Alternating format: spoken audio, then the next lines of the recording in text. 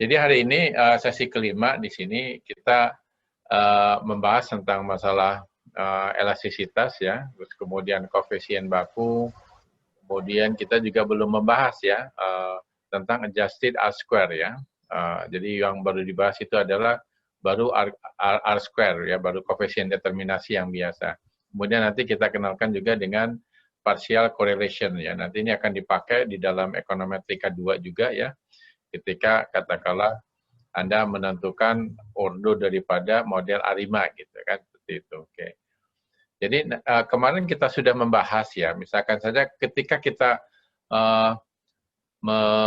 menduga model gitu ya, menduga model terkait dengan model permintaan yang kemarin ilustrasi datanya ya. Jadi ini adalah regresi permintaan ya, ini adalah regresornya, harga kompetitor, biaya iklan, pendapatan, dan juga di sini mau melihat awareness ya, apakah ada kenaikan tiap minggu ya. Kemarin kita sudah membahas, kalau kita lihat dari UGF-nya ya, P-nya yang kecil, berarti kita simpulkan model dapat menjelaskan keragaman permintaan gitu ya. Berapa persen? 0,47% ya. Kemudian kalau kita mau melihat model mana, variabel mana yang berpengaruh gitu. Jadi di sini kan disimpulkan minimal ada satu faktor yang mempengaruhi. Yang mana yang mempengaruhi? Langsung kita melihat apa? Uji T gitu ya. Ya, kelihatannya memang semuanya mempengaruhi gitu ya. Apalagi di sini kalau T memang kalau 5% untuk uji dui arah ini tidak signifikan, tapi kalau kita lebih spesifik hipotesisnya yaitu bahwa ada kenaikan permintaan tiap minggu, maka ini p-value-nya jadi setengahnya kemarin ya, 0,0475. Jadi faktor yang mempengaruhi ini adalah harga barang kompetitor, biaya iklan ya, kemudian juga daya beli masyarakat, dan juga tiap minggu itu ada kenaikan peningkatan, ada kenaikan permintaan gitu ya. Nah, pertanyaan selanjutnya adalah gitu ya, biasanya dalam penelitian ada nanti di skripsi gitu ya, atau mungkin juga nanti di tesis, ya pokoknya penelitian apapun gitu ya. Ketika kita menggunakan model ekonometrika seperti ini, pertanyaan lanjutannya adalah faktor mana yang paling berperan dalam mempengaruhi permintaan misalkan ya. Ini faktor mana yang paling berperan gitu? Apakah harga kompetitor gitu, atau nanti melihatnya dari koefisiennya gitu ya. Apakah koefisiennya makin tinggi, misalkan di sini harga, kemudian diikuti harga kompetitor, kemudian di sini T ya, awareness di sini tiap minggu, dan akhirnya paling terakhir ya, yang pengaruhnya kecil ini adalah pendapatan. Apakah seperti itu gitu ya.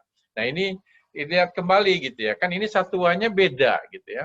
Kalau harga di sini adalah dalam dolar, meskipun harga kompetitor, biaya iklan, dan daya beli ini sama nih dalam dolar kan. Nah, tapi di sini T-nya ini adalah apa? Dalam minggu ke gitu ya. Sehingga satuannya beda. Kalau ini adalah minus 5 unit per dolar ya. Kalau di sini adalah 1,3 unit per minggu. Nah, ini beda satuannya. Sehingga tidak bisa kita bandingkan. Kalau mau membandingkan mana yang paling berperan, satuannya harus sama gitu ya. Oleh karena itu, hari ini kita bahas tentang koefisien baku dan elastisitas. Ya. Jadi koefisien regresi ya, koefisien beta J di sini dalam model regresi ganda menggambarkan berapa perubahan Y jika ubah bebas ke J berubah 1 unit gitu ya. Sehingga kalau misalkan saja satuan variabel bebas ke 1, ke 2, ke 3 tidak sama gitu, kita nggak bisa membandingkan begitu saja yang paling besar ini yang paling berperan gitu ya. Jadi bukan berarti yang paling besar ini pengaruhnya paling besar ya. Karena satuan koefisien regresi tergantung satuan Fubara-Swanyi dan satuan variabel bebasnya gitu ya. Nah, untuk menggaji ya, mana yang paling berperan ya, mana yang paling penting ya dari masing-masing variabel bebas, di sini kita menggunakan koefisien baku ya, atau standardized koefisien ya. Kemudian bisa juga menggunakan elastisitas gitu ya. Memang kita diajarkan di dalam mikroekonomi kan elastisitas itu untuk melihat berapa berapa sensitif permintaan ini ketika ada perubahan harga gitu dalam 1% gitu kan. Jadi kalau satuannya persen dan persen gitu ya, apapun variabelnya, satuannya, itu satuannya semuanya sama. tidak ada satuannya. Kalau persen dibagi persen kan tidak ada satuan. Bebas satuan. Makanya kita diajarkan elastisitas ya. Makin elastis suatu barang ya berarti makin apa? Makin berperan gitu ya. Dalam pengertian berubah sedikit saja katakanlah 1% ya, maka perubahan responnya permintaannya akan apa? Besar ya. Tapi kalau inelastis artinya perubahan yang besar pun gitu ya di variabel bebas harga ini ya mungkin pengaruhnya sedikit terhadap permintaan kalau inelastis gitu kan seperti itu. Nah, kalau kita lihat apa ini koefisien baku ya. Kalau elastisitas saya kira Anda sudah paham betul ya di mikro, kemudian mulai juga dari waktu ekonomi umum ya di TPB di tingkat persiapan bersama sudah diajarkan juga. Nah, yang namanya koefisien baku, standardized coefficient, ini menggambarkan sekali lagi relatif pentingnya variabel bebas X dalam model regresi berganda, multiple regression model. Untuk menghitung koefisien baku, standardized coefficient, kita hanya melakukan suatu regresi linear yang mana di dalamnya masing-masing ya variabel baik variabel X maupun variabel Y kita normalkan gitu. Kita normal bakukan lengkapnya ya. Standardized normal ya. Dulu waktu metode statistik Anda belajar yang namanya score jet ya. Score jet itu kan kalau kita lihat ya, score jet ini adalah setiap variabel dikurangi rata-ratanya dibagi dengan simpangan baku ya. Jadi kalau ini X2, ini Y juga sama dikurangi rata-rata dibagi simpangan baku ya. Ini juga semua variabel ya baik Y maupun X ya. Jadi istilahnya dibakukan ya, distandardize-kan gitu ya. Dibakukan semuanya. Kalau sudah dibakukan, berarti di sini kalau ini satuannya unit, ini hilang, habis ya. Begitu juga ini, kalau ini satuannya dolar, ini dolar habis. Jadi tidak ada satuannya nih setiap variabel bebas. Sudah bebas satuan ya. Apakah kita diregresikan kembali per model tersebut? Tidak usah karena ini bisa ditunjukkan punya hubungan seperti ini gitu ya. Jadi yang namanya standardized coefficient ya bisa dihitung kembali dari koefisien aslinya gitu ya. Jadi koefisien aslinya, original koefisiennya dikali dengan apa? Rasio dari simpangan baku ya. Simpangan baku X tersebut kalau X2 ya simpangan baku dari X2 dibagi simpangan baku apa? Y gitu ya. Jadi di sini kita terjemahkan ya artinya berapa ya perubahan ini skor baku dari Y di sini kalau skor baku X-nya ini berubah satu skor baku gitu ya. Jadi mungkin barangkali satu simpangan baku lah misalkan dalam X menyebabkan berapa perubahan simpangan baku dari apa perubahan sebesar simpangan bakunya dari Y-nya itu gitu ya. Jadi di sini sudah bebas satuan, makanya kita bisa gunakan ketika mana yang paling berperan, pakailah koefisien baku di antaranya. Hanya memang mungkin barangkali supaya lebih banyak dikenal dan Anda juga diajarkan ya tentang elastisitas, kita mungkin baiknya elastisitas saja dulu ya. Kalau elastisitas misalkan agak susah di dalam model ini, misalkan saja kita menggunakan standardized coefficient ya. Jadi kalau elastisitas ya, sebagaimana Anda pahami di dalam mikroekonomi, ini mengukur ya pengaruh 1% perubahan dalam variabel bebas X terhadap persentase perubahan variabel respon Y gitu kan. Nah secara umum nilai elastisitas ini tentu saja tidak konstan, tapi berubah ya jika diukur pada titik yang berbeda sepanjang garis regresi ya. Seperti Anda ketahui ada yang inelastis, ada elastis tergantung kalau modelnya apa linear ya, linear. Berbeda kalau model multiplikatif ya, karena kalau model multiplikatif ini koefisiennya adalah elastisitas ya. Jadi elastisitas kadang-kala dikeluarkan ya oleh paket program komputer ya, yang dihitung pada titik rata-rata masing-masing ubah gitu ya. Jadi kalau misalkan saja kita lihat ya elastisitas ini ya, elastisitas dari apa harga misalkan ya, dari variabel bebas ke 1 tadi ya. Bagaimana menghitungnya adalah perubahan Y ya, terhadap Y-nya tentu saja. Delta Y dibagi Y ya, perubahan relatif Y dibagi dengan perubahan relatif X-nya gitu kan ya. Jadi di sini kalau dalam persen ini juga dalam persen gitu kan. Berapa persen perubahan Y jika X-nya berubah 1% ya. Jadi kalau kita uraikan ini delta Y per delta X kali X per Y. Ini adalah koefisien kan, delta Y per delta X di sini, ini pakai J harusnya. Nah ini adalah koefisien Y dikali, jadi tidak perlu Anda hitung lagi, tinggal dikali koefisien aslinya dikali apa? X dibagi Y. Jadi nanti tergantung X-nya, ya. Pada harga berapa mau dicari elastisitasnya, gitu. Nah, hanya kadang-kala beberapa software gitu, kadang-kala mengeluarkan juga gitu. Tapi yang dikeluarkan biasanya secara rata-rata, sehingga nanti dihitung berapa rata-rata X-nya dibagi dengan apa? Y rata-rata, ya. Jadi kalau kita lihat, berarti di sini kita perlu untuk menghitung elastisitas rata-rata variabel ini, variabel X dengan variabel Y-nya. Kemudian kita perlu juga ya menghitung apa? Simpangan baku X dengan simpangan baku Y-nya, gitu kan? Seperti itu. Nah, kalau misalkan saja kita hitung katakanlah menggunakan ini ya summarizing ya di dalam statistik deskriptif. Nah, ini dihitung nih misalkan ya. Ini rata-rata dari semua variabel nih. Jadi misalkan saja permintaan rata-ratanya 1285, harga 127, harga kompetitor 87 dan seterusnya. Ini adalah rata-rata. Kemudian kita cari simpangan bakunya ya. Permintaan simpangan bakunya 104, harga simpangan bakunya adalah 14 dan seterusnya ya, seperti yang tampak di sini. Nah, bagaimana menghitung koefisien baku ya? Tadi koefisien baku kan rumusnya ini ya. Ya. Yaitu apa? Koefisien aslinya dikali rasio simpangan baku X dibagi simpangan baku Y. Jadi kalau kita lihat ya tadi ya koefisien baku nih yaitu minus 5 ya, 0,033 dikali apa? Simpangan baku daripada X-nya berapa simpangan bakunya? Nah, kali 14 ya. Dibagi dengan 104 ya. Jadi kalau misalkan saja kita tuliskan misalkan saja ya, yang di sini misalkan saja untuk menentukan yang ini ya, koefisien baku ini nih ya. Ini adalah dihitung dari apa? Minus 5 gitu kan, minus 5 gitu, dikali dengan apa? Simpangan bakunya ini 14 gitu kan, 14 ya, ini saya ini aja poinnya dihilangkan saja desimalnya ya, 100, tapi dalam ujian Anda harus dihitung nilai aslinya seberapa gitu. Nah ini ya, ini seperti ini. Nah ini hasilnya sama dengan berapa? Minus 0,688 gitu.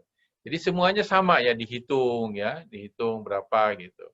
Dan nanti kalau kita urutkan ternyata mana yang paling berperan? Pertama adalah ternyata memang betul harga ya, memang paling tinggi dan kebetulan koefisien bakunya paling tinggi gitu kan. Nah, kemudian yang kedua apa? Nah, yang kedua ternyata bukan apa? Bukan harga kompetitor. Yang kedua adalah apa di sini? Daya beli ya, income. Jadi yang kedua income, kemudian yang ketiga adalah apa? Harga kompetitor ya. Baru kemudian apa? Biaya iklan ya, promosi, proksi daripada promosi, dan terakhir adalah tingkat awareness tadi ya tiap minggu ini gitu. Berperan juga gitu ya. Jadi waktu ini akan meningkatkan pendapatan ya, akan meningkatkan tingkat awareness dari apa nasabah atau konsumen, calon konsumen seperti itu. Nah, itu kalau kita menggunakan koefisien baku. Bagaimana kalau menggunakan elastisitas ya? Elastisitas tadi rumusnya dikali rata-ratanya gitu ya, koefisien ya, dikali rasio dari rata-ratanya. Jadi kalau kita lihat di sini ya, bagaimana menghitungnya gitu ya. Jadi kalau misalkan saja kita lihat nih, ulangi lagi. Kalau misalkan saja ini ya, bagaimana menghitung elastisitas yang ini gitu kalau ya. Yang ini nih elastisitas nih. Nah, ini menghitungnya gitu ya, adalah minus 5 gitu kan, minus 5 gitu kan. Dikali berapa? Rasio rata-ratanya berapa? 127 di sini. Ya. 1, 2, 7 gitu kan. Dibagi dengan berapa? Dibagi dengan 1, 2, 8, 5 ya. 1, 2, 8 5 gitu kan, seperti itu. Nah, ini kalau dihitung sama dengan minus 0,49. Nah, ini kalau kita lihat urutannya, memang betul ya. Lagi-lagi yang pertama adalah harga. Nah, yang kedua, sekarang yang kedua bukan daya beli nih, tapi apa? Harga kompetitor. Meskipun sebenarnya nggak terlalu signifikan ini ya. 0,32 ini juga 0,32, bedanya di 0,002 di sini gitu ya. Jadi mungkin relatif sama lah gitu ya, seperti itu ya. Jadi urutannya kalau elastisitas seperti ini gitu ya, hampir sama gitu ya. Nah, kalau menggunakan koefisien baku di sini tentu saja urutannya adalah harga, kemudian daya beli masyarakat, dan harga produk pesaing di situ ya. Nah, kenapa beda? Karena memang satuannya juga beda ya. Tadi kita lihat kalau elastisitas apa? Itu adalah kalau misalkan nilainya katakanlah elastisitasnya berapa? Minus 0,049, artinya jika harga naik 1%, maka permintaan akan turun berapa? 0,49% seperti itu ya. Tapi kalau misalkan koefisien baku ya, misalkan katakanlah 0,8 ya, artinya perubahan satu skor baku tadi, ini skor baku kan ya, dalam Pubah Bebasek akan menyebabkan perubahan 0,8 skor baku dari apa? Y-nya gitu. Jadi begitu gitu ya. Jadi memang ini sudah bebas satuan kalau kita menggunakan koefisien baku dan koefisien apa elastisitas gitu ya. Jadi kita menggunakan di situ. Kemudian kalau kita lihat gitu ya, kalau menggunakan stata untuk menghitung koefisien baku, Anda tinggal kasih aja beta aja ya, kasih koma beta gitu ya di regresi ini. Nah ini nanti keluar beta. Nah beta ini adalah koefisien baku nih. Jadi kalau kita lihat yang pertama ini, yang kedua apa? Daya beli. Yang ketiga apa? Yang ketiga adalah apa? Harga kompetitor ya dan seterusnya. Ini sama nih dengan yang tadi nih, ya mana koefisien baku nah ini, ya. Jadi ini sama dengan apa? Jadi Anda untuk koefisien baku gitu ya, Anda tinggal tambahkan saja koma beta ya dengan stata akan keluar dengan sendirinya. Jadi kalau stata kita harus menambahkan satu komen gitu, satu komen beta di sini. Tapi kalau Anda menggunakan software SPSS itu otomatis akan dikeluarkan. Diminta atau tidak diminta itu langsung dikeluarkan itu. Ada yang namanya koefisien, ada yang namanya standardized koefisien. Jadi ada lagi standardized koefisien, maksudnya adalah yang di sini ya. Nah, kemudian kalau kita lihat ya, bagaimana kalau kita menggunakan logaritma ya. Kemarin kita sudah bahas ya, kalau misalkan model multiplikatif ya. Jadi model multiplikatif itu katakanlah seperti model Cobb-Douglas ya, yang fungsi produksi misalkan saja. Di sini demand sama dengan ya koefisiennya katakanlah B0 dikali P dipangkatkan koefisiennya ke beta 1. Kemudian kali PR pangkatkan beta 2 dan seterusnya gitu. Jadi model multiplikatif ya. Di awal kita sudah membahas di sini. Kalau model multiplikatif koefisiennya adalah elastisitas gitu. Dari mana? Nah, nanti bisa diturunkan gitu ya, bagaimana perubahan. Jadi untuk ini kan harus dilinearkan ya. Jadi kita model regresi ini model regresi linear. Maksudnya apa linear ini? Linear dalam parameter koefisien. Oleh karena itu kalau modelnya multiplikatif, tidak linear, harus ditransformasi dulu, misalkan ke logaritma. Kalau dengan logaritma, nanti modelnya adalah apa? Linear dalam parameter. Jadi misalkan contoh ya, yang di dalam ini, sebentar. Ya, seperti ini ya. Jadi kalau sudah dilonkan, mana yang dilonkan dua-duanya, yang ini ya, double log nih, double logaritma ya. Jadi kalau ini dilonkan, ln Y, ini ln X gitu ya. Ini koefisiennya sudah apa? Sudah linear ya. Linear dalam apa? Parameter koefisien, sehingga bisa menggunakan apa? OLS gitu ya. Nah, kalau ini sudah linear gitu ya, ln ini sudah linear, maka kalau Anda turunkan misalkan saja D ln Y dibagi dengan D ln X gitu ya. Nah, turunan ln ini kan DY per Y. Turunan ln X, DX per apa? X. Itulah elastisitas. Makanya koefisien beta 2 ya, koefisien di dalam model multiplikatif atau Cobb-Douglas itu adalah elastisitasnya ya. Beta 2-nya seperti itu ya. Sehingga kalau kita menggunakan regresi logaritma ya, jadi kembali yang tadi kalau menggunakan logaritma seperti ini, bentar. Nah ini ya dengan logaritma ini sudah apa? Sudah elastisitasnya ya seperti ini. Nah, sehingga nanti kalau kita lihat mana yang paling berperan, langsung saja ini koefisiennya. Yang paling besar adalah ini ya harga. Yang kedua apa? Harga kompetitor. Yang ketiga apa? Income. Yang keempat advertising ya. Kemudian yang terakhir adalah apa? Yang tadi tingkat awareness tadi ya. Artinya semakin waktu berjalan masyarakat atau permintaan meningkat gitu, makin tahu adanya deterjen yang baru diintroduksi itu seperti itu ya. Oke. Kemudian selain dua tadi koefisien baku dan koefisien elastisitas, ada satu lagi sebenarnya ya. yaitu namanya partial correlation ya. Jadi kalau korelasi parsial ini adalah sama saja seperti korelasi ya, tapi sudah dikoreksi gitu ya. Jadi di sini seberapa kuat hubungan suatu ubah bebas katakanlah XJ dengan ubah tak bebas Y. Jadi bagaimana korelasi parsial antara Y dan XJ ini? Setelah Pak mengeluarkan pengaruh dari variabel-variabel lainnya gitu. Ya, jadi kalau misalkan saja kita mau lihat nih, bagaimana koefisien korelasi parsial antara Y dengan X2 ya. Ya, didefinisikan adalah ukuran pengaruh X2 ya terhadap Y yang belum dijelaskan oleh apa? X3 ya. Jadi kalau yang sudah dijelaskan X3 ini harus kita keluarkan dulu ya. Baru yang belum dijelaskan inilah adalah parsialnya gitu, pengaruh parsial gitu. Nah, inilah sebenarnya pengertian daripada parsial derivatif di situ gitu ya. Artinya bagaimana pengaruh X2 ini terhadap Y ya. Bukan karena perubahan X gitu. Jadi diasumsikannya apa? Tetap gitu kan X3 kan. Jadi kalau ceteris paribus itu berapa perubahan Y? Kalau X berubah 1 unit, kalau X lainnya apa? Tetap gitu ya. Jadi sudah dikeluarkan dulu nih pengaruh yang lainnya gitu ya. Nah, bagaimana kalau menghitungnya untuk model nih ya. Misalkan contoh ya yang di buku saya itu kan tentang model memprediksi bahan bakar ya, oil nih dalam galon ya dari sebuah rumah ya one family house ya dalam bulan Januari, jadi di musim dingin daerah utara, belahan utara, berdasarkan rata-rata temperatur udaranya ya dalam degree Fahrenheit di sini, kemudian ketebalan isolasinya ya. Nah, tentu saja makin suhu udara makin tinggi ya maka ini makin turun negatif kan.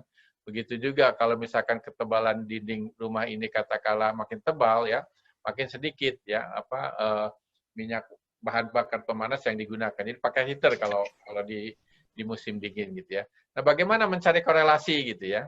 Nah, ini adalah koefisiennya ya. Jadi selalu kan menginterpretasikan ya sekali lagi ini adalah bagaimana pengaruh X1 terhadap Y ya kalau X2-nya tetap gitu ya. Jadi dengan isolasi yang tetap yaitu X2 tetap untuk tiap kenaikan 1 derajat Fahrenheit dalam temperatur, rata-rata bahan bakar pemanas yang digunakan turun sebesar 5,437 ya. Sama ini juga ya, perubahan Y jika X berubah 1 unit kalau temperaturnya tetap gitu ya, seperti itu. Nah, sekarang bagaimana menghitung korelasi parsial ya, tadi antara X3 terhadap Y, tadi kan pertanyaannya nih ya. Korelasi Y dengan X2, korelasi parsial antara Y dan X2. Nah, berarti X3-nya harus dihilangkan dulu kan. Jadi di sini adalah kita lihat bagaimana regresikan X3 terhadap Y ya. Jadi di sini Y juga nih dipengaruhi oleh X3 ya. Dikeluarkan nanti nih pengaruhnya gitu. Kemudian bagaimana pengaruh X3 terhadap X2 ya, X3 terhadap X2 gitu ya. Jadi ini bagaimana pengaruh X3 terhadap Y, X3 terhadap Y. Kemudian keluarkan pengaruh X3 ini. Jadi pengaruh X3 ini dikeluarkan gitu. Bagaimana caranya? Sisanya aja errornya gitu ya. Sisaan daripada apa?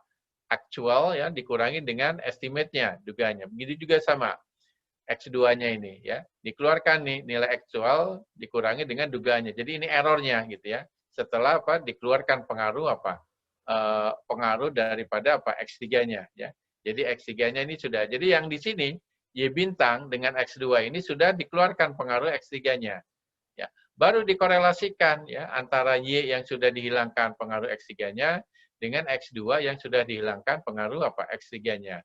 Dikorelasikan, itulah yang namanya korelasi parsial ya. Untuk dua variabel bebas memang mudah mencari korelasi parsial ya, langsung saja di rumusnya gitu ya. Yaitu korelasi parsial Y dan X2 ya, kalau X-nya 3-nya tetap.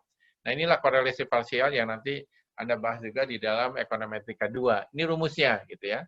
Ya tentu saja mungkin di ujian nggak dimasukkan lah disuruh menghafal rumus ini ya, tapi poinnya adalah seperti itu gitu ya. Dengan Stata ya, lagi-lagi Stata bisa mengeluarkan korelasi parsial, yaitu begini, partial correlation gitu ya, oil dengan apa tadi? Y-nya, ini X2 dan X3 tadi ya. Nanti dikeluarkan di sini ya, parsial bahkan dikeluarkan semi parsial juga ya. Partial and semi partial correlation ya dari bahan bakar pemanas itu dengan apa? Dengan temperatur ya, X2 dengan apa? Isolasi tadi gitu ya. Nah, ini nilai partial correlation-nya ya. Anda menggunakan rumus ini juga hasilnya sama nih, partial correlation-nya. Ini negatif ya, karena koefisiennya juga apa? Negatif ya. Seperti itu gitu. Ya, kemudian kalau dikuadratkan ini sama dengan seperti ini ya. Kemudian semi partial correlation ini sebenarnya pemahamannya bisa begini ya. Nanti di dalam multikolinear ya, lebih detail lagi di bagian UAS sebenarnya bahannya ya. Oke. Jadi gini, ini artinya apa gitu ya. Jadi pertama gini, kalau misalkan pertama X3 dulu ya, yang masuk menjelaskan dari, kalau ini kotak ini adalah apa, keragaman daripada permintaan ya. Dijelaskan oleh X3. Nah, ketika X3 ini sudah menjelaskan, ditambah X2 gitu. Jadi tambahan X2, tambahan info X2, setelah X3 sudah ada dalam model, berarti tambahan info dalam menjelaskan permintaan itu hanya daerah yang diarsir kan di sini. Jadi tambahan info X2 setelah X3 ada dalam model ya, berapa tambahan jumlah kuadratnya nanti kan dalam itu kan R kuadrat di situ kan jumlah kuadrat ya. Berapa tambahan X2 di sini setelah X3 berada dalam model ya. Berarti nanti X2 gitu ya, nanti dibagi totalnya. Nah, ini tambahannya di sini 0,7493 ya. Tambahannya cukup besar nih. Makanya tambahannya cukup besar ini nanti signifikan. Dan ini sebenarnya inilah yang namanya UJT. Ya, jadi UJT ketika di dalam model multiple regression linear itu sebenarnya uji korelasi parsial ya. Artinya berapa tambahan variabel bebas itu di dalam model ya setelah yang lainnya berada dalam model gitu. Jadi kalau tadi tambahan info tadi ya maksudnya yang 7493 adalah dari sini ya. Misalkan kita lihat nih. Ini regresi berganda ya, multiple regression ya. Antara oil, isolasi, dan temperatur ya. Tapi saya buat ANOVA-nya ini sequential. Ini perintah stata ya. Anda bisa mencoba juga. Jadi nanti ini adalah model ANOVA-nya ya. ANOVA-nya seperti ini. Ya, model ini residual karena ada dua variabel ya, ada dua. Ini karena data 15 ada 14, ini adalah sisanya. Kalau sequential bertahap begini. Ini X3 dulu kan, X3 berada dalam model, kemudian tambahan X2 nih, setelah ada X3 ini. Jadi yang merah ini kalau kita jumlahkan sama dengan yang di atas ya. Tapi sekuensinya seperti ini. Jadi kalau misalkan kita mau menghitung gitu ya, berapa tambahannya ini, jadi 176938 dibagi 236.135 itu adalah nilainya yang tadi itu ya. Sebesar berapa? 7493. Signifikan nggak tambahannya? Ternyata memang signifikan ya. Dan itu sebenarnya UJT nih. P-value ini adalah UJT. Jadi kalau kita lihat yang tadi ya, tambahan tadi ya, jadi gambarnya nih ya, setelah X3 kemudian nambah X2 misalkan, tambahannya signifikan nggak gitu. Kalau yang ini kelihatannya memang signifikan ya, tadi gambarnya besar kan ya, 7493 gitu kan, seperti itu. Nah, ini bisa kita uji juga gitu ya. Kalau kita uji nih, bagaimana tambahan tadi ini kita uji F, ini signifikan, sama dengan itu ya. Yang korelasi parsial ini. Nanti p-value-nya sama dengan yang tadi gitu ya. Dan kalau Anda hitung ya, berapa korelasi parsial antara Y dengan X2 ya setelah dikorelasi X3, ini rumusnya ya. Jadi tambahannya tadi ada apa? Di sini kan ya. Jumlah kuadrat regresi X2 setelah X3. Dibagi dengan jumlah kuadrat sisa, yang ini 8120, tambah jumlah kuadrat regresi. Ya. Yang ini sama, gitu ya, ditambahkan saja gini ya. Ya, rasio ini dibandingkan ini. Berapa? Nah, inilah yang namanya korelasi parsial. Bisa juga menghitung korelasi parsial ini dari sini. Ya. Bisa juga dari yang tadi itu rumusnya. Gitu ya. Atau langsung dengan stata lah dikeluarkan ya. Tentu saja nanti ada ujian tidak ditanya menghitung dengan rumus ini tentu saja ya. Bisa seperti itu. Nah, sekarang gini, dalam konteks misalkan saja ketika X3 ya menjelaskan seperti ini gitu ya, katakanlah cukup besar. Kemudian X2 tambahannya ini kecil gitu. Kenapa nih tambahannya kecil gitu ya? Mungkin karena memang X3 dan X2 ini berkorelasi gitu ya. Jadi menjelaskan Y-nya ini sama nih di sini gitu ya. Irisannya besar sekali. Nah, jika berkorelasi antara X2 X3, inilah yang kita kenal dengan multikolinier gitu. Ya.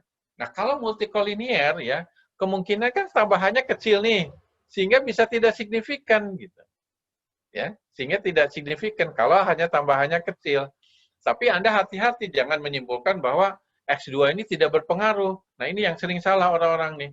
Ketika uji T itu tidak signifikan gitu. Padahal sebenarnya X2 ini sumbangannya besar terhadap Y. Tapi karena berkorelasi dengan X2, X3 gitu ya, dengan bebas yang lain, itu akhirnya tidak signifikan. Jadi contoh misalkan saja ya, saya tambahkan di sini. Ini yang data di bab 1 itu ya, tentang belanja pegawai gitu kan, ini belanja modal, ini adalah kemiskinan. Masing-masing kalau kita korelasi sederhana ini tinggi nih, ya, negatif. Jadi menurunkan kemiskinan. Ini juga tinggi, menurunkan kemiskinan. P-value-nya juga kecil. Jadi belanja pegawai dan belanja modal ini kalau kita tingkatkan bisa menurunkan apa? Poverty. Tapi masalahnya belanja pegawai dengan belanja modal ini korelasinya tinggi dan signifikan. Ya. Nah, kalau korelasinya tinggi dan signifikan, kalau kita lihat nih regresi model ya, poverty dengan apa? X-nya, belanja pegawai dan belanja modal. R kuadratnya tinggi nih, ya, 0,8318 gitu. Nah, berarti minimal ada satu faktor yang mempengaruhi. Ternyata setelah kita lihat mana yang mempengaruhi, nggak ada satupun yang mempengaruhi. Itulah multikolinier. Gitu. Ya. Kenapa multikolinier? Karena tambahan masing-masing tadi kan cerita ya, korelasi parsial. Tambahannya itu sedikit saja. Jadi kalau ini tadinya belanja pegawai, tambahan daripada belanja modalnya hanya sedikit sini, gitu, kecil. Sehingga nggak signifikan gitu. Nah begitu juga kalau dibalikan, kalau misalnya belanja modal dulu, tambahan dari belanja pegawai ini juga kecil. Jadi dua-duanya tidak nyata gitu. Tapi hati-hati jangan mengatakan bahwa belanja pegawai dan belanja modal itu tidak berpengaruh. Ini tidak berpengaruhnya karena ada apa? Korelasi tadi gitu ya. Jadi jika berkorelasi cenderung apa? Tidak signifikan. Ini korelasinya tinggi ya, korelasinya tinggi seperti itu. Oke. Jadi ini tambahan info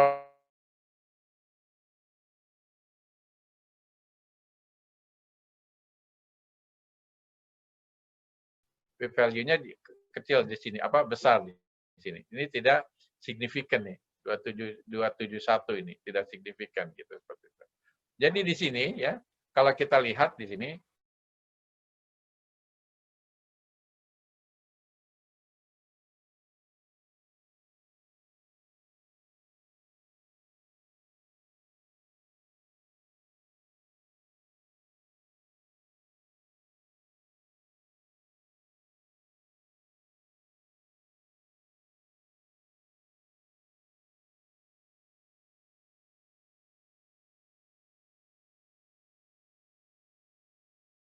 parsial ini ya dikaitkan dengan multikolinier ya.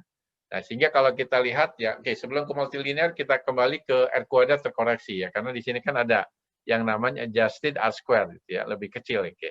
Nah, kita lihat kalau R kuadrat ya, selalu ya kalau kita tambahkan variabel bebas itu akan menambah R kuadrat gitu ya. Sehingga kalau kita membandingkan suatu model gitu ya dengan model yang lainnya alternatif, tentu saja makin banyak variabel bebasnya, R kuadratnya makin besar ya.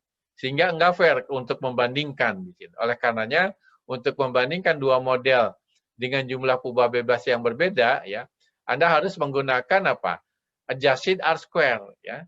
Karena kalau adjusted R square bisa saja ditambahkan itu tidak menambah apa namanya adjusted R square gitu. Karena dikoreksi dengan jumlah pubah bebasnya, ya.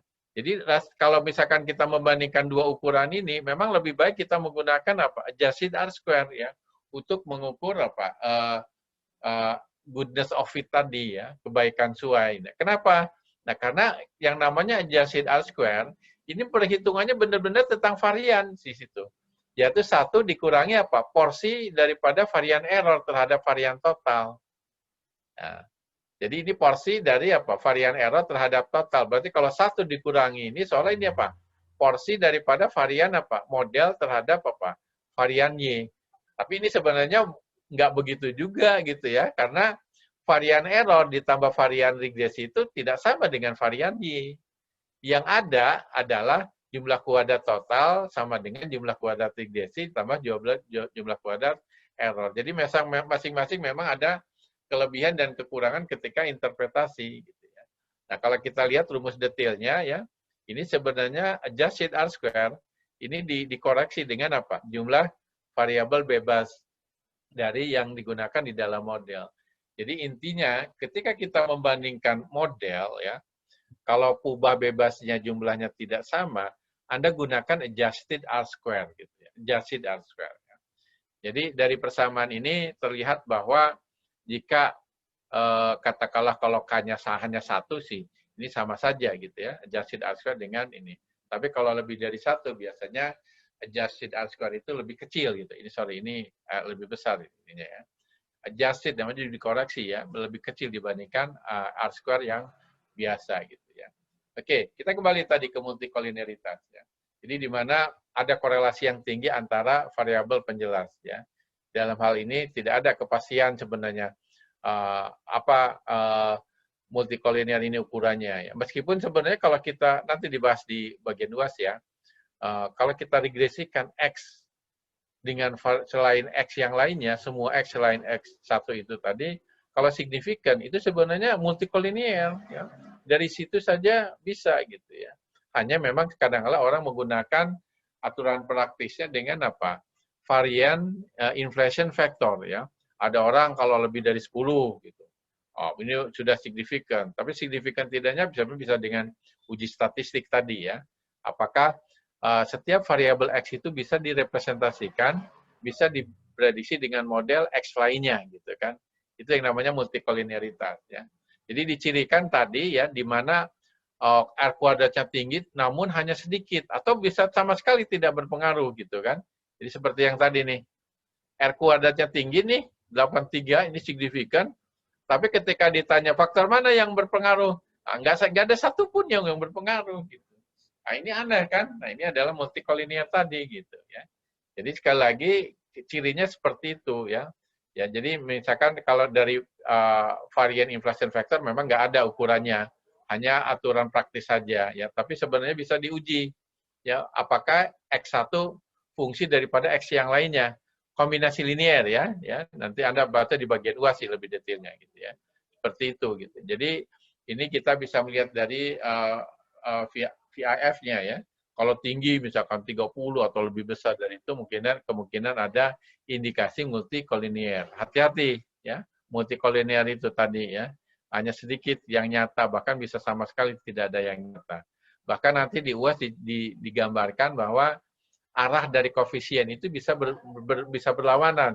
Seharusnya pengaruhnya positif jadi negatif atau sebaliknya. Ada di buku-buku tentang multikolinearitas ya. Tapi ini adalah bahan di bagian UAS ya tentang multikolinearitas ya. Jadi di sini regresi dengan banyak variabel independen sebenarnya dapat menggunakan ukuran adjusted R-square ya. Tadi sudah kita bahas. Kondisi multikolinearitas menyebabkan standar error of koefisien semakin besar sehingga mengurangi kemungkinan variabel independen ya tadi ya. Jadi kalau korelasi antara variabel bebas itu standar errornya jadi besar ya. Jadi contoh nih kayaknya di sini nih. Ya, yang kemarin itu ya, yang dua variabel itu, dua variabel bebas di sini. Ini varian betanya ya, varian koefisien beta 1 dan beta 2. Nah, di sini kali 1 min R kuadrat ya. Rumusnya sama yang ini ya, seperti di model simple linear model. Tapi kalau R, ya korelasi antara X tadi tinggi, kalau tinggi katakanlah mendekati 1. Nah, kalau mendekati 1 berarti mendekati 0 kan di sini. Kalau mendekati 0, suatu bilangan dibagi bilangan yang kecil akan besar sekali.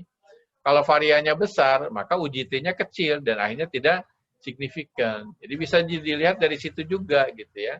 Dari standar errornya besar gitu. Kemudian masalah multikolinear dapat dihilangkan dengan membuang variabel bisa, salah satunya seperti itu gitu kan.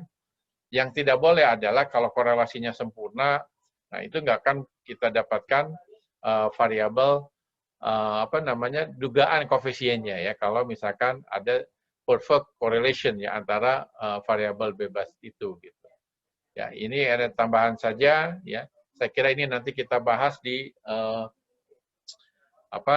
di dalam variasi model ya, variasi model regresi di pertemuan berikutnya. Tapi poinnya di sini, kalau logaritma dengan logaritma yang tadi model tadi ya, koefisiennya ini adalah elastisitas ya. Saya kira mungkin itu ya. Kalau ada pertanyaan silakan. Ada pertanyaan?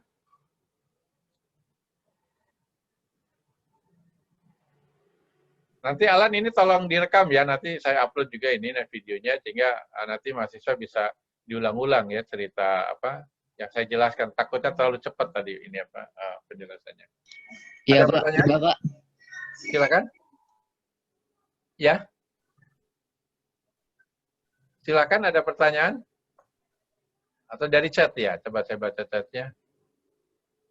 Oh, ini belum. Gimana, ada lagi? Ada pertanyaan? Gampang ya? Oh, belum ada ya. Karena enak nih. Nanti ada lihat videonya lagi, kemudian nanti bahannya juga bisa dibaca kembali gitu ya, seperti itu.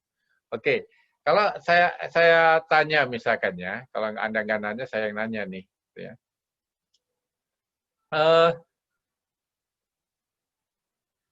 Kenapa ini tidak signifikan dalam konteks ini ya? Misalkan belanja pegawai dan belanja modal ini nggak signifikan gitu ya. Nah, bagaimana di sini kalau saya tanya, apakah memang belanja modal dan belanja pegawai ini tidak berpengaruh terhadap penurunan kemiskinan misalkan dalam konteks ini ya? Ya, kebetulan R kuadratnya tinggi, signifikan misalkan modelnya, tapi tidak ada satupun. Apakah belanja pegawai dan belanja modal ini tidak berpengaruh terhadap penurunan kemiskinan? Coba, biasanya suka yang nanya banyak kemarin itu kan siapa? Habib ya, Bib, coba Bib, kamu Bib. Iya, Pak. Itu coba, Bib. kan Bapak bilang kalau dia berkorelasi, nah itu antara dua variabelnya itu apa namanya? Jika pada nah, karena dia berkorelasi antara dua variabel itu, dia sebenarnya signifikan. Tapi kalau kita lihat dari Statad itu menunjukkan nilai yang tidak jelas tuh Pak, yang mana yang paling signifikannya. Karena ada dua variabel yang saling berkorelasi atau multikolinear. Oke, kalau pertanyaannya sebenarnya berpengaruh nggak belanja pegawai dan belanja modal terhadap penurunan tingkat kemiskinan, Bib? Berpengaruh, Pak. Dari mana tahunya? Tadi Pak, harus ada, kita lihat dari adjusted R-square-nya. Ya, adjusted R-square signifikan, ini besar di 79. Dari mana tahu bahwa sebenarnya dia berpengaruh? Dari mana tahunya? Dari mana tahunya? Ini sudah ditampilkan loh di dalam slide ini, Bib. Di mana dari coba significant tahunya? value, Pak. Di mana? Yang ini, Pak. Kan habis itu kita partial correlation. Nggak, lihat nih, coba saya tanya ya, Bib ya. Ya, korelasi antara belanja pegawai dengan properti, korelasi dengan belanja modal dengan properti signifikan nggak? Nih, yang ini yang merah nih, saya kotakin nih. Iya. Signifikan kan? Oh, signifikan, Pak. Iya, jadi sebenarnya berpengaruh itu di situ. Jadi berpengaruh sebenarnya gitu. Hanya ketika ini dikumpulkan bersama dalam satu model gitu ya, belanja pegawai dan belanja modal ini, ternyata dua-duanya nggak signifikan. Kenapa? Karena ada korelasi. Kalau ada korelasi, kan ini terjemahannya kan gini nih, belanja pegawai misalkan saja. Jika belanja pegawai katakanlah naik 1 unit gitu ya, maka tingkat kemiskinan ini turun berapa? 0,0001 ya. Gitu kan? Tapi dengan asumsi apa? Jika faktor lain apa? Tetap kan? Ya gitu kan? Terjemahannya gitu kan, koefisien regresi itu. Kalau yang lainnya tetap, atau ceteris paribus lah yang kamu diajarkan terus itu kan.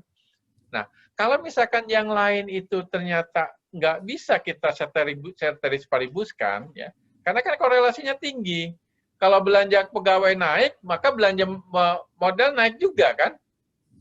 Dan itu memang dalam kenyataannya seperti itu gitu.